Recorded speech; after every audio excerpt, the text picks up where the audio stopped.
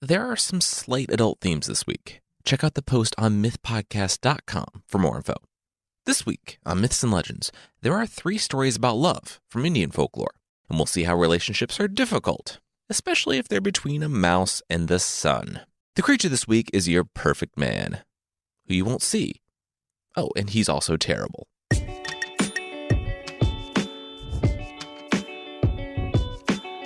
This is Myths and Legends, episode 171, Love and Marriage.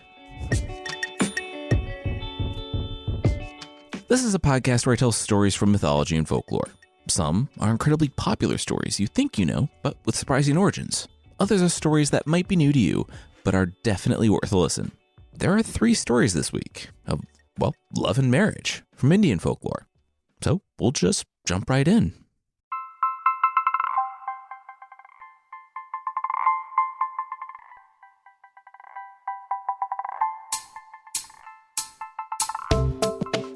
There were 2 people who took large sums of money from the rich old men of Benares by night. The first was a robber by the name of Satuka, a man who was as strong as an elephant. The other was a woman. Her name was Sulasa, a prostitute. One evening, in between clients, but not... Anyway, Sulasa was looking out of her house, onto the bustle of the city moving past her. There was a calming flow to the early evening. She smiled at a few potentials as they passed, and sat down to rest.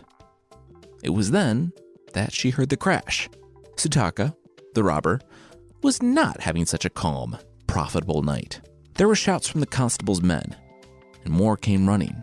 Sutaka might have been as strong as an elephant, but many men can take down an elephant, and many men took down Sutaka.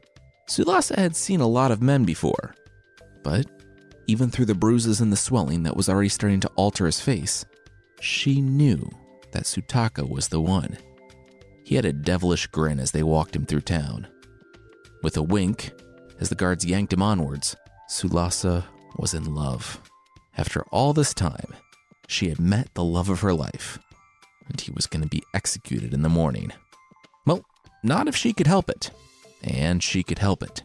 Sulasa made a lot of money.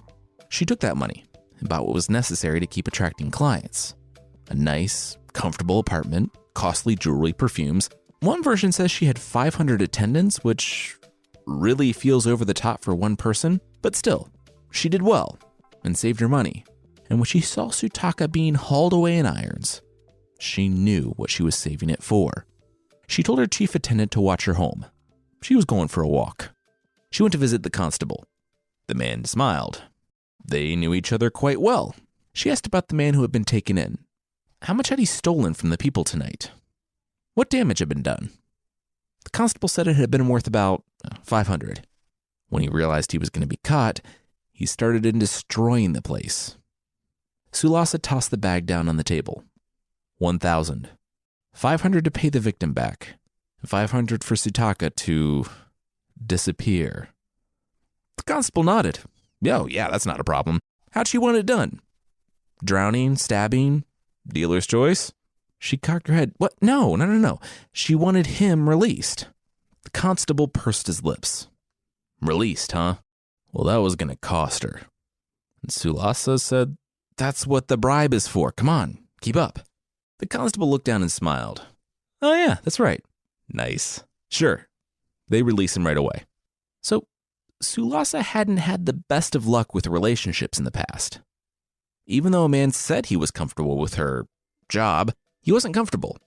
Weeks or days sometimes later, things would fall apart. She hoped that Sutaka would be different. She was right. The man was stunned that such a beautiful woman would not only bail him out of jail, but that she was in love with him. He didn't care what she did. I mean, he was a thief. He had very little room to be judgy anyway. A few blocks down the road, the pair joined hands and joined the bustle of the city in the evening.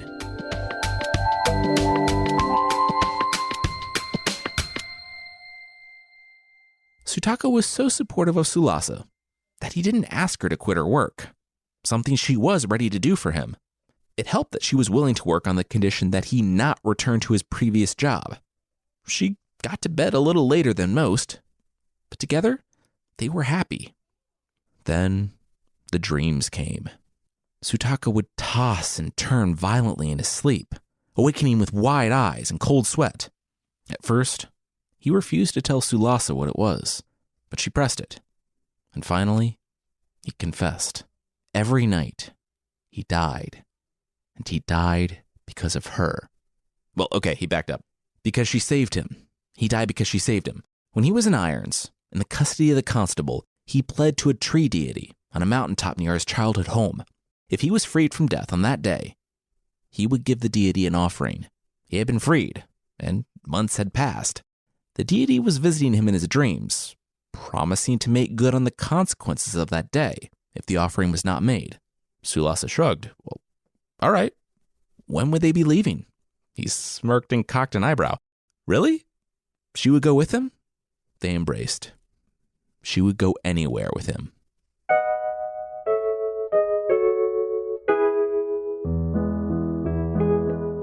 As the pair packed for their journey, the attendant peeked in. Wow, Sutaka was getting dressy for this thing, huh? Sutaka said he didn't want to anger the god any more than he already had. Sulasa asked if she should bring her jewelry, like the good stuff. The stuff she only wore for Sutaka and her best clients. Sutaka looked at the jewelry. Wow, yeah, he didn't even know she had the type of stuff. I mean, he didn't think the deity would be mad at her, but there was absolutely no way it could hurt.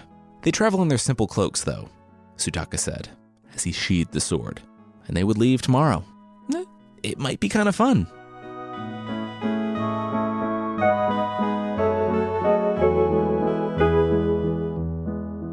The attendant stayed back in Sulasa's home and watched it to politely inform any clients that she was traveling. Together, the husband and wife traveled by foot to the mountain by Sutaka's hometown. And it was fun. The pair slept off the road and in inns.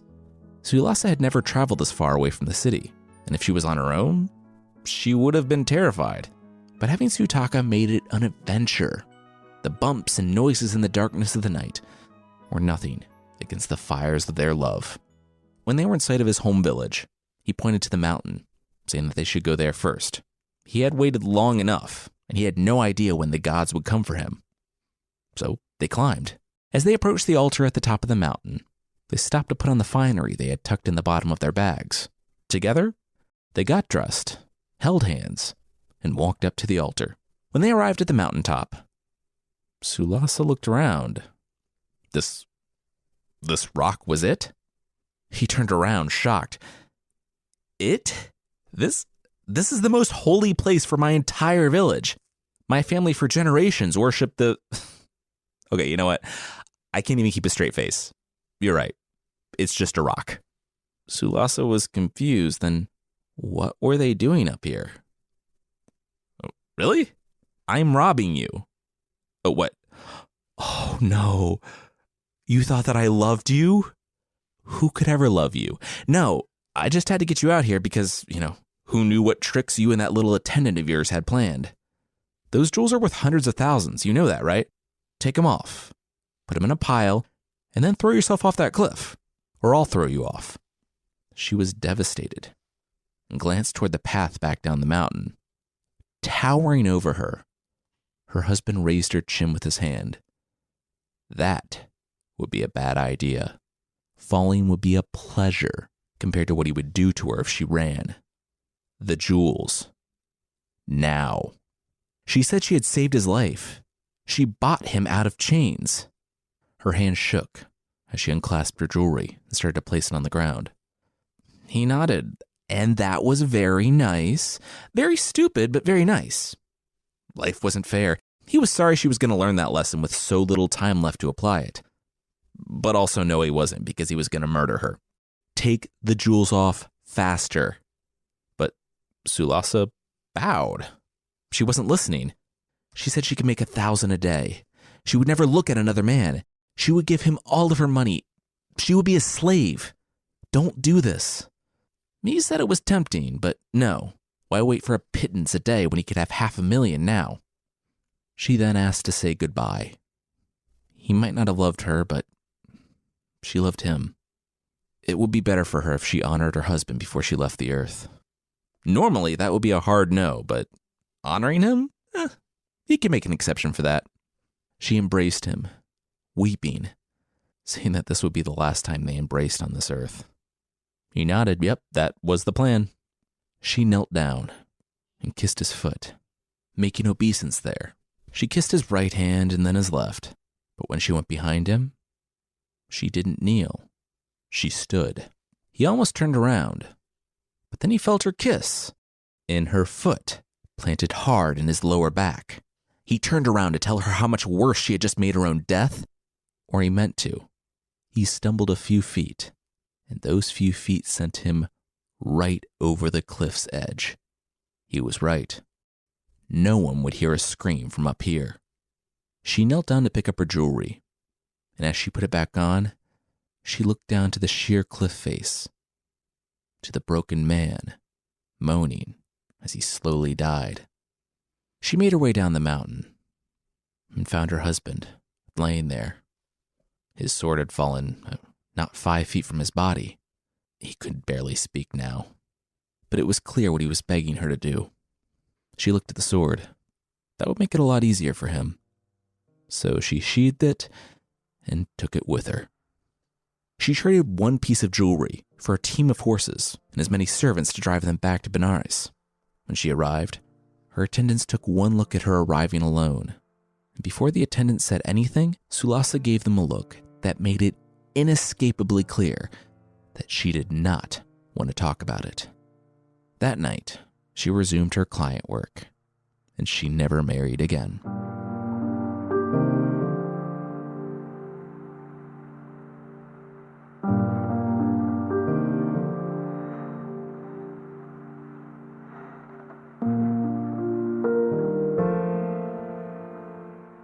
You might be thinking, wow, that's kind of a good ending.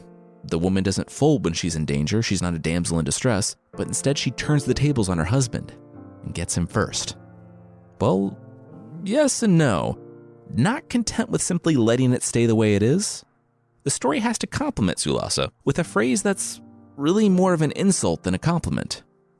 The story says that some deity on high was watching the interaction between Sulasa and Sutaka and chuckled before reciting the following poem. Wisdom at times is not confined to men. A woman can show wisdom now and then. Like, okay, come on. That's like saying to someone, you look great today. You usually look so tired. I mean, you're technically complimenting them, but let's be real. It's mostly an insult. All right, well, anyway, next up is a story about another couple, a barber and his wife, who actually want to make their marriage work and, not kick each other off mountains.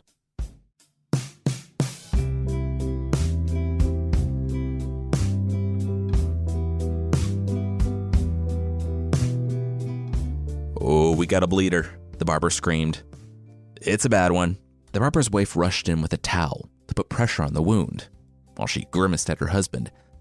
Thanks for that. For what? The barber asked. For nothing. Thanks for nothing, the wife replied. When the client's bleeding stopped, he rushed from their house. They would not expect payment for that.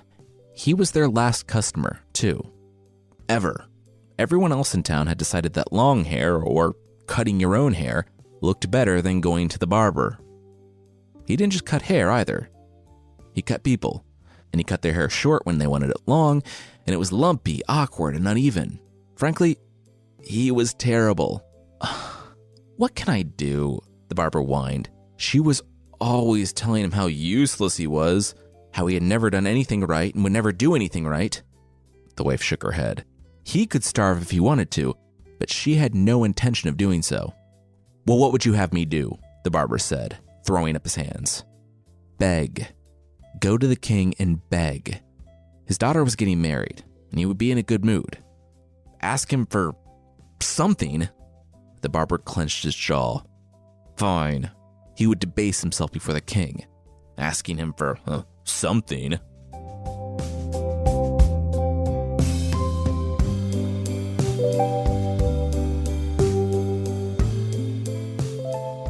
Something?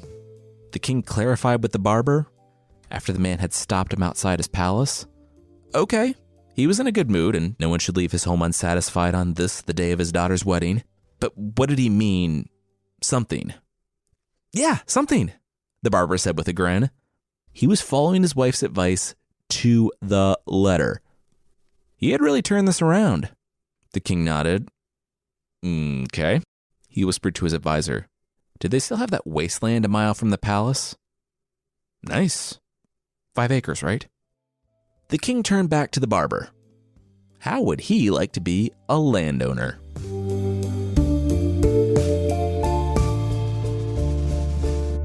Land, the barber gestured.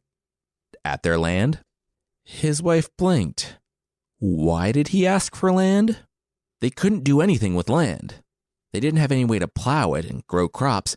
Besides, it's riddled with rocks and gnarly roots. He said he didn't ask for land. He asked for something, just like she said. Maybe be more specific next time. His wife took a deep breath. I see. All right. Well, he obviously had to go back to the king. The husband raised both palms. Hold up. He had done his part. He had gotten something. Now it was her turn to think of something to do. The wife exhaled. Serenity now. A few moments passed. All right. She had a plan. She looked out toward the road, to the occasional person passing by. Follow my lead, she said to her husband, and started walking. She was studying the ground, and every so often she would stop and look very intently at a spot. She would occasionally stop and sit, deep in thought, while staring at the dirt. Her husband followed along. Where she stopped, he stopped. Where she looked, he looked. This went on for 2 hours, until the plan started in motion. Hey, honey, the barber whispered. There are some guys coming this way. They look evil? They were in dark hooded cloaks, and they approached the couple. Hey there, what are people like you doing out here on such a hot day, all alone? The barber's wife hesitated. Well, she would tell them, but they had to promise not to tell anyone. The snarling guy, actually twirling his mustache, the story says, turned to the one wearing 2 eye patches. That's not in the story. Oh, your secret is safe with us. The wife shrugged. Well, they seem like straight shooters. Sure. Her forefathers were rich, and this was her family's ancestral land. She knew that her grandfather had buried pots of gold out here, but they couldn't find them. The land was too big. The stranger stroked his mustache. Oh, okay, well, he wished them the best of luck. Good day. The husband didn't ask questions, and the couple stayed in the field for another hour or two to keep up appearances. By then, it was dusk, and it was time to go home. That night, the 2 thieves had called for help. There were pots of gold buried in this field for the taking. It would be a lot of work, but under the cover of darkness and working all night, they could have it dug up and be gone without anyone being the wiser. So they did just that. A whole team of bandits worked all night, digging up all 5 acres. By morning, they were sweaty, dirt-caked, and exhausted. But they could see that they, like the couple, had been duped. The couple's grandfather had lied to them. There was no gold in this field. As the first rays of sunlight hit the field, they took off, so no one would ever know that they were there. Except that the barber and his wife knew that they had been there. They looked out on a perfectly plowed field. All the roots had been cut and removed. The rocks dug up and piled perfectly on the edge. They called in a favor and got some corn to sow in the field. With the proceeds, they bought a plow and everything they needed to keep the farm going. Thanks to the quick thinking of the barber's wife and her ability to turn a curse, a wasteland, into a boon, their family had a future.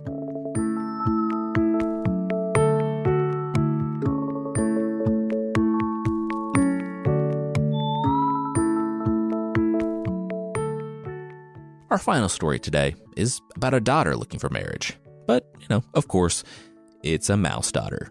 And, she might marry the son.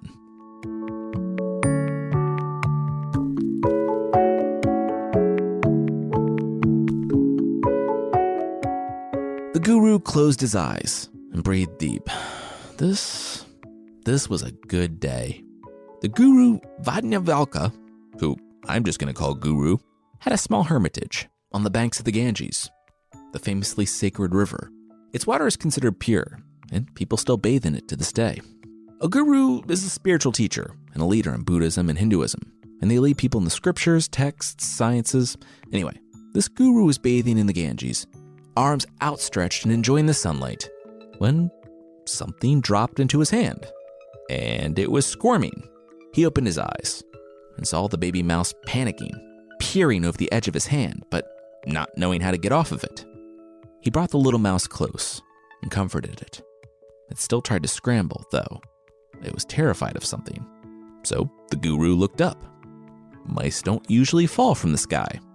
And he was right. They didn't. He looked up and saw the hawk circling in the sky, the one whose talons the mouse had just fallen from. I like to think the hawk looked down at the guru and said something to the effect of, "Little help? You gonna eat that?" The guru knew he couldn't put the little mouse down. The hawk would get it immediately, but he was right in the middle of purifying himself. He couldn't hold the mouse. He snapped a finger. He knew what he would do. He put the mouse on the ground for an instant, but before the hawk could die for it, the guru said a few words and changed the mouse into a human baby. Turned out the mouse was a girl. Cool. He told the baby he would turn her back after she was done bathing.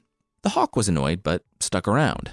The baby mouse, who was now a baby, didn't seem all that concerned about it anymore. She certainly wasn't looking at the sky in panic, trying to get away. She just rolled on the banks, playing in the dirt and picking the grass from the ground. When the guru was finished, he scooped the baby up and held her in his arms. Then he looked up to the sky. Man, that hawk was persistent. All right, well, it probably wouldn't follow him home. He'd just take the girl there, turn her back, and let her go then. Of course, holding the baby that smiled and cooed when it looked in his eyes, that sucked on her feet and fell asleep in his arms, the plans changed by the time he made it back to the hermitage, even though the hawk was no longer following them. His wife was receptive to their family's new addition. Despite being able to magically turn a rodent into a child at will, they apparently couldn't get pregnant. The guru had grinned as he popped his head around the corner. He had a surprise. After assuring his wife that no, he didn't steal a baby, he transformed her from a mouse, and yes, that's something he could do, she took the girl into her arms before drawing the guru in close. Yes, she could stay. Their family was complete. And so, the girl grew up in the hermitage, and under the tutelage of her father and mother, it said that she learned many sciences and the ways of life. It's also said that the guru and his wife were very proud of their special child. Then, years later, the day came. Their little girl was all grown up, like legally. She had reached a marriageable age. Both the guru and his wife decided that such a wonderful, special girl deserved a special husband. The father was a famous guru living on the banks of the Ganges, so he had some connections he could call on, like the best connections in the world. The next day, bringing the nearby water to a boil and reducing the plants to smoking, twisted husks, the sun god stood outside their home. The guru bowed low and begged the being to please accept his daughter's hand in marriage. Forcing a smile, the daughter squeezed the guru's hand. A word. They excused themselves from the presence of the sun god, and the daughter had her father's ear. First, thank you. The sun god, he's a good guy. He lights up the entire world and he warms things, but he's unbearably hot and fiery tempered. She didn't want to marry him. The guru rose. His daughter refused to marry the husband he chose for her? No, she would bend to his will or suffer the consequences. He glared down at her. Before both of them broke out in laughter. Yeah, it was cool if she didn't want to marry him. Also, could she imagine if he was actually like that? Ugh. Exiting the house, the guru shrugged. Sorry, SG. The guru said that the sun god didn't want to marry the wrong woman anyway, and the guru didn't want that for his daughter either. The sun god nodded. Hey, no hard feelings. Compatibility is important in marriage. The guru thanked the deity for understanding, then asked if he might know any of his other fellow deities who were single and looking to settle down. The sun god gave the guru the number of the king of the clouds, saying that he was actually superior to him. He could cover the sun god's light. The sun god nodded to the guru and his family and returned to the sky.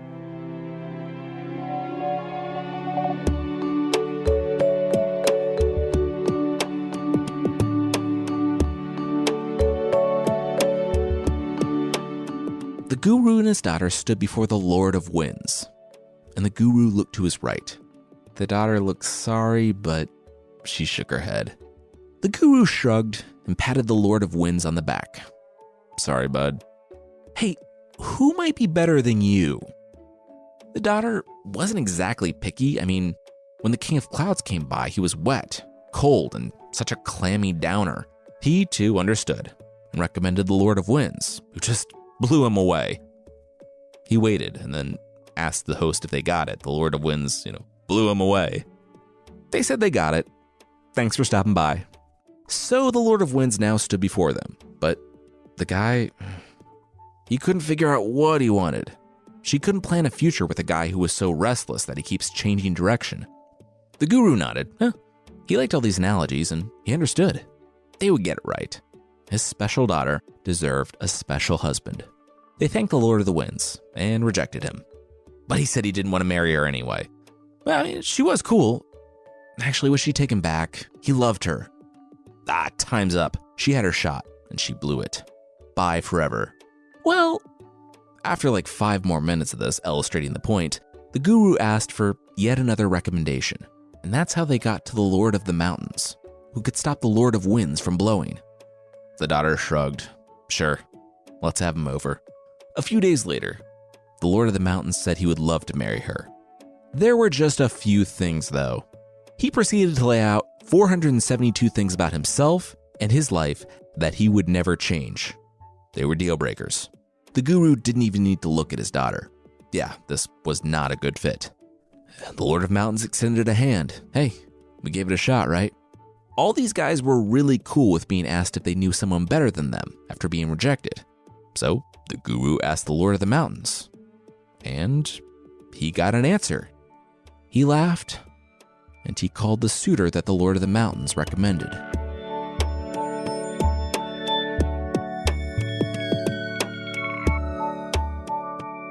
Father, mother, and daughter stood together, and the daughter smirked when she saw the suitor.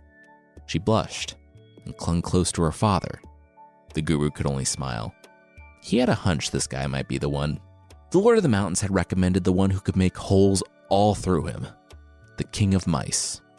Now, this wasn't the Mouse King from the Nutcracker. This was like, a mouse from Redwall. He was brave, kind, respectful, and a little prone to flightiness, but he knew who he was. And the daughter, she didn't know why, but she felt something unlike anything she had ever felt before toward another being. She was ecstatic. And it was only after the King of Mice said that, yes, he would marry the girl, that she realized she had been holding her breath. The guru, beaming, turned to his daughter and said, did she want to tell him or should he? The daughter agreed to marry the King of Mice, but then, wait, after all the guys, the most powerful beings in the world, in space, in the universe, how did the guru know that she would want to marry the King of Mice? The guru put his arms around his daughter. It was because he knew her, and he was waiting for her to figure out herself. He told her she wasn't a human. She was a mouse he had saved from a hawk one day by turning her into a human. It was going to be a temporary thing, but he took her home, and for so many wonderful years, they were a family. She was their daughter, but the time had come, the time for her to leave them, and for her to go be who she was always meant to be. She embraced her father for the last time and went to go stand by the King of Mice. The guru sighed, drew his wife close, and said a few words. In an instant, his beautiful teenage daughter was, according to the story, transformed into a beautiful mouse. The King of Mice ran away, and the daughter looked back one last time at her mother and father, the people who had raised her, and then scurried off to be with her fellow mice.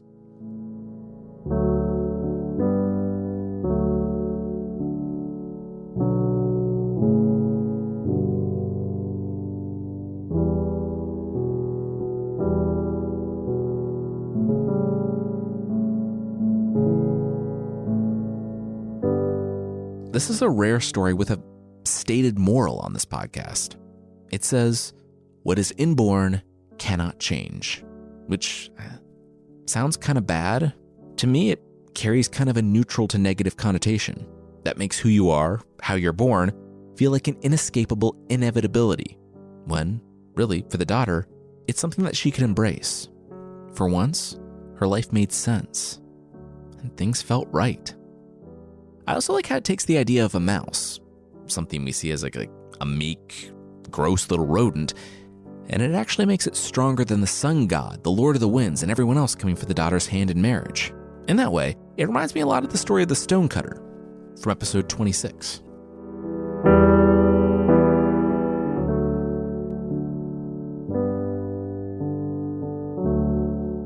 That is it for this week.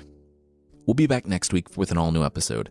But in the meantime, if you'd like to support the show and get cool stuff, we always have the membership, which is at support.mythpodcast.com. But the Myths and Legends store is back up and running with new shirts, new colors, sticker packs, you name it.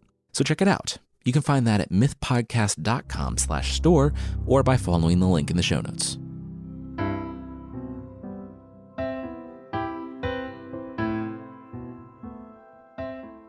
The creature this week is the Subidor from Romanian folklore. The Subidor is whatever you want him to be. His name literally means flying man, and he's a flying vampire who is a handsome man in whatever form you like your men. If that means muscles, he's got muscles. If that means like skinny jeans and glasses, he's all about that. Whatever it takes to make him, quote, the perfect lover. The Wikipedia page has a mention of him having a tail and fire and being a wolf-headed dragon, so I'm not sure if that's the usual or if that was just one person's very particular preference. I'm not exactly sure why he goes through all the trouble of disguising himself based on the desires of his target, because, like an incubus, and no, not that incubus, he doesn't even wake the woman up. Yeah. Also, he's invisible, so I don't know why he bothers looking like anything anyway. It says that he likes maidens, but also very recently married women, too, slipping into everyone's home through open windows once every 7 years. While the woman is asleep, he apparently kisses her so gently that she will not wake up. And then, the next day, the person will wake up drained of energy and their body throbbing, easily agitated because of all those reasons, and she apparently won't be interested in other men from now on, despite not having seen her fire-tailed dragon wolf assailant. If you want to keep this creature that's occasionally depicted as just a snake with a wolf head away from your bedroom, which I would recommend, it's a Romanian vampire, so it follows your standard vampire rules that pretty much originate from Romanian vampires. Just put some garlic on your windowsill and you'll be good. It won't come in. Then you just get to wake up grumpy from a room stinking of garlic.